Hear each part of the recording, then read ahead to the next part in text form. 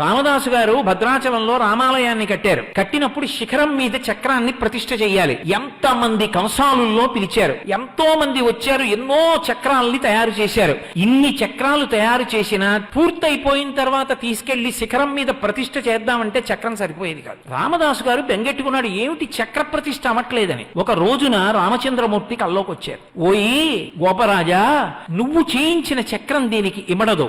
గోదావరి నది అనుగ్రహిస్తుంది చక్రాన్ని.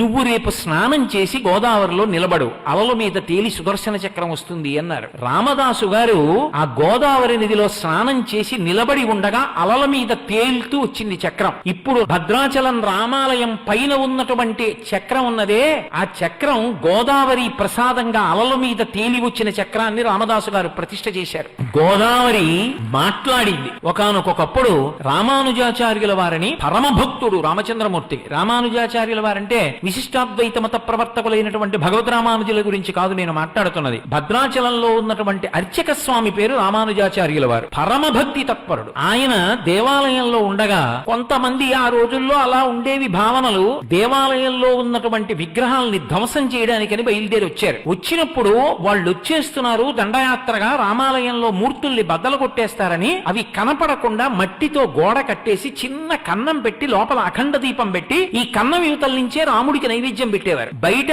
భద్రాచల రామచంద్రమూర్తి ఎలా ఉంటారో అలా వామాంక స్థిత జానకీ పదిలి సత్కోదండ దండంకరే చక్రం చోద్భవరేణ బాహుయుగలే శంఖం శరం దక్షిణే అని ఆ రామచంద్రమూర్తి ఎలా ఉంటాడో అలాగే ప్రతిష్ఠ చేశారు. ఏవి నిజం మూర్తులు కావు, చూడ్డానికి నిజం మూర్తుల్లా ఉండేటటువంటి మూర్తుల్ని కృతకంగా పెట్టారు. రానే వచ్చారు వాళ్ళు, అందరూ పారిపోయారు భయపడి, చంపేస్తారని. ఈ రామానుజాచార్యుల వారు మాత్రం గుళ్ళో పడుకున్నారు. వాళ్ళు వచ్చి ఏవిరా మీ రాతి బొమ్మలో అని అడిగారు. ఆయన పిచ్చెక్కిన వాళ్ళ నటిస్తూ పెద్దగా ఎగిరి నాట్యం చేస్తూ రాతి బొమ్మలు ఏమిట్రా, మా దేవుడు రా, అదిగో వెళ్ళండి రా అన్నారు. వాళ్ళు వెళ్లి లోపల ఉన్న మూలమూర్తులు అనుకుని కృతకంగా పెట్టిన మూర్తుల్ని పగలగొట్టారు. ఇప్పటికీ చూడొచ్చు మీరు మ్యూజియంలో. అప్పుడే ఒక విచిత్రం జరిగింది.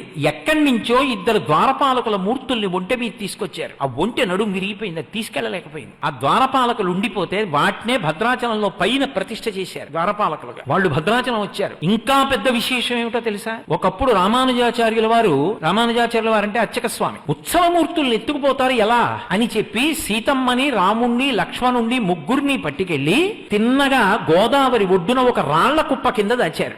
ఈయన వెళ్లి దేవాలయంలో అమ్మయ్య మూర్తుల్ని రక్షించాను, గుడి నిలబడిందని సంతోషించారు. గోదావరి పెద్ద ప్రవాహం వచ్చి ఈ ఉత్సవమూర్తుల్ని తీసుకెళ్లిపోయి ఆయన గోదావరి ఒడ్డుకు వచ్చారు. ఉత్సవమూర్తులు లేవు. ఉత్సవమూర్తులు వెళ్లిపోయాయి కాబట్టి నేను గుడికి రానని ఆయన ప్రాయోపవేశం చేసి అక్కడే కూర్చున్నారు, శరీరం వదిలేస్తానని.